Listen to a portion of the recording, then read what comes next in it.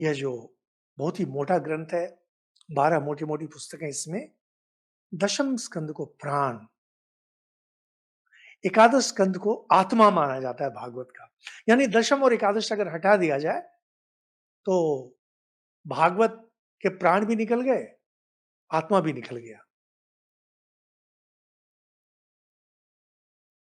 और प्राण क्यों है? क्योंकि कृष्ण कथा है। कहते हैं, यदोश्च धर्मशीलस्य नितरां मुनिसत्तमा तत्र अंशेन अवतीर्णस्य विष्णोर्वीर्याणि शंसनः। अब आप हमें श्री कृष्ण और उनके साथ जो बलराम जी आए थे, उनकी कथा सुनाएं। परीक्षित बोल रहे हैं, बहुत सुंदर है, यह क्या बतलाएं। यह भागवत का जो दशम स्कंद है, भाव भक्ति से भरा हुआ है। जैसे जैसे हम लोग आगे बढ़ेंगे, भक्ति, भक्ति का दर्शन, दर्शन शास्त्र, इस सब के बारे में विस्तार में हम लोग चर्चा करेंगे, इसकी व्याख्या करेंगे।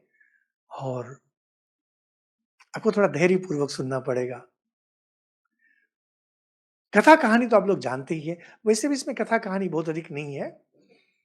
तो कहते हैं कि भगवान कृष्ण क्या है? परीक्षित जी इसका वर्णन करें। अवतीर्य यदोर वंशे भगवान भूत भावना कृतवान यानी विश्वात्मा तानी नो वद विस्तरात।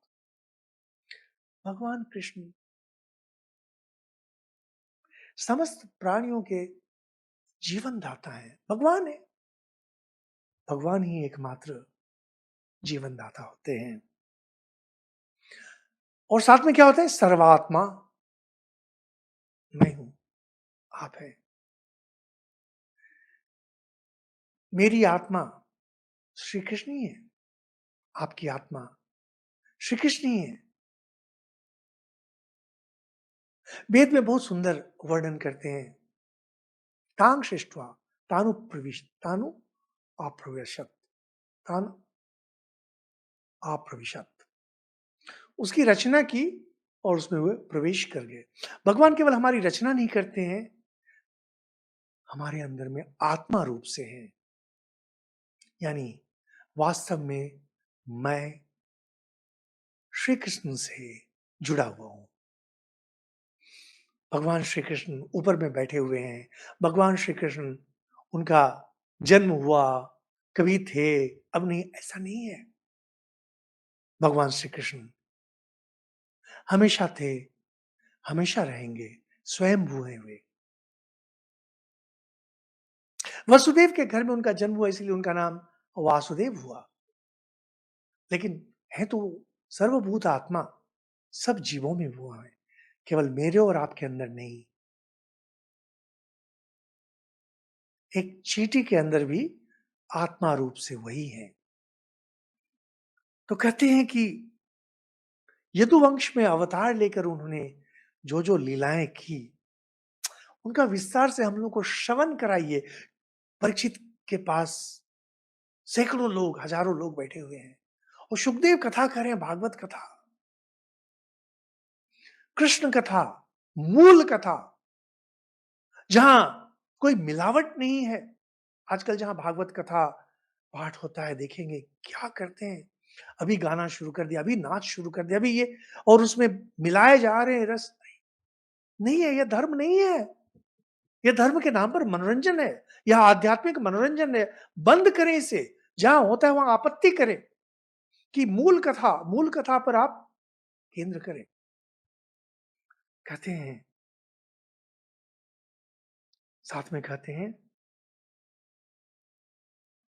कि जिनकी तृष्णा मिट चुकी है,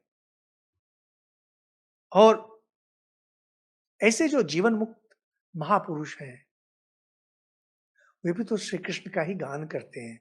सुखदेव जी यहां पर कर रहे हैं। मुमुक्षु जो प्रयास कर रहे हैं मुक्ति के लिए, उनके लिए तो वो राम वाण है, श्री कृष्ण कथा।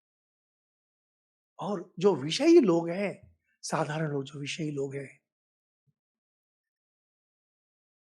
उनको भी परम खुशी देने वाला, परम आह्लाद देने वाला, कृष्ण कथा की विशेषता, जो मुक्त पुरुष हैं जैसे श्री रामकृष्ण देव,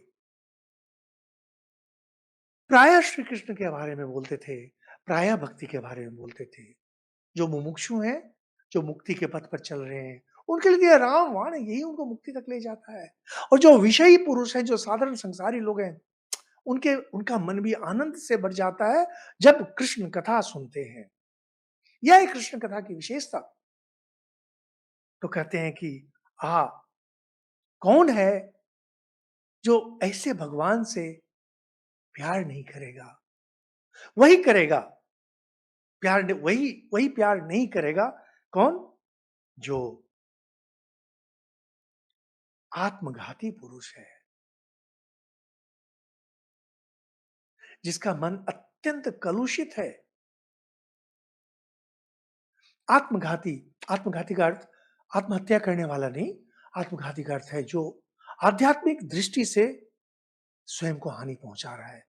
केवल ऐसा व्यक्ति ही कृष्ण कथा नहीं सुनेगा। भागवत में देखेंगे कैसे रासलीला जब होती है, श्री कृष्ण जी की उम्र, भगवान श्री कृष्ण की उम्र मात्र 8 वर्ष है, केवल 8 वर्ष। उसको लेकर के लोग कैसी गंदी-गंदी बातें करते हैं। एक बार खोल करके तो मूल भागवत देखें, क्या है मूल भागवत में? और कहते हैं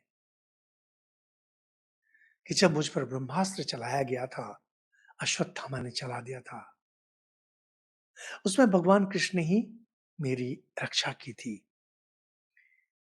हम लोग संक्षेप में यही कहते हैं कि भगवान कृष्ण के बारे में बतलाएं और उनकी लीला हमें विस्तार से बतलाएं, जिससे कि